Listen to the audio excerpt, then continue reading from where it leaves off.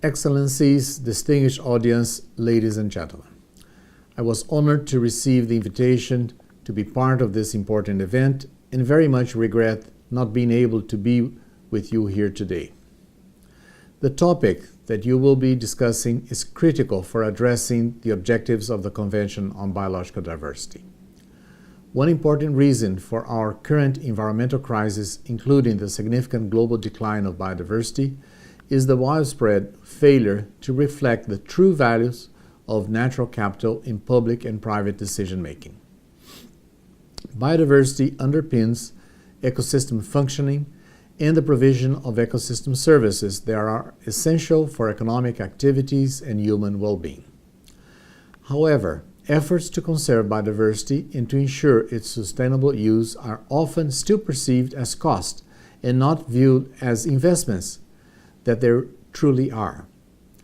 This is in part due to the fact that the value of biodiversity is not measured, reported, and integrated into the decision-making process. It is for this reason that governments, by adopting the Strategic Plan for Biodiversity for 2011-2020, committed to achieve the Aichi Biodiversity Target number 2, to integrate the values of biodiversity into national and local development and poverty reduction strategies and planning processes, and to incorporate them into national accounting and reporting systems.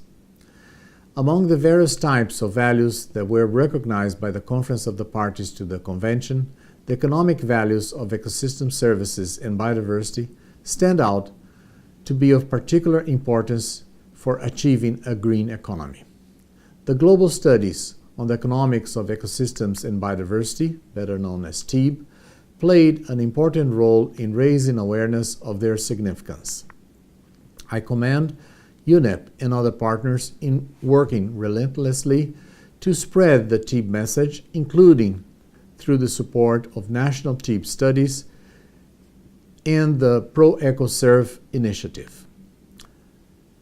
National governments throughout the globe are working towards translating the strategic plan and its 20 targets into national policies, including through revised national biodiversity strategies and action plans. Against this backdrop, your conference, VANTAGE, is very timely and provides the opportunity to review existing approaches and experiences, identify lessons learned and good practices, find critical goals in implementation, and discuss opportunities for replicating or scaling up policy action. I also commend the organizers for putting particular emphasis on the African region. Not only does this region host a disproportionately high share of the world's biodiversity, but its economies also significantly depend on the natural capital. The challenge is to achieve social and economic goals while at the same time maintaining and improving the stock of natural capital. In this context, I would like to recognize the role played by indigenous and local communities as custodians of nature, our natural capital.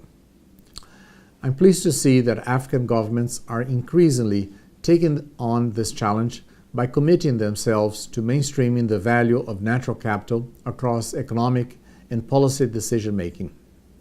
In May 2012, African heads of states, in collaboration with some public and private sector partners, held a two-day summit, the Gaborone Summit for Sustainability in Africa. The summit resulted in the Gaborone Declaration for Sustainability for Africa, which seeks to ensure that the contribution of natural capital to economic growth and human well-being are quantified and integrated into development and business practices. The Secretariat of the Convention on Biological Diversity is an active supporter of the Gaborone Declaration. We just participated in a conference to follow up on the outcomes of the summit and are in discussion with the government of Botswana and its partners on our continued contribution to this initiative. Earlier this year, we witnessed the successful completion and publication of the revised system of environmental economic accounting, led by the United Nations Statistics Division and its group of experts on environmental and economic accounting.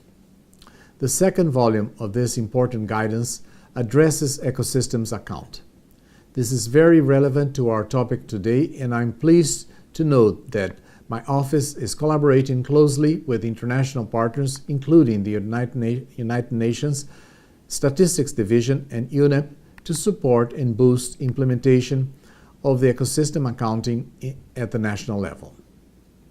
I would also like to acknowledge the commitments made by several financial institutions in the Natural Capital Declaration initiative launched last year.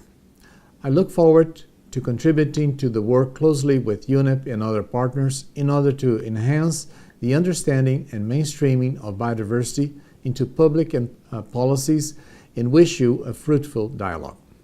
Thank you.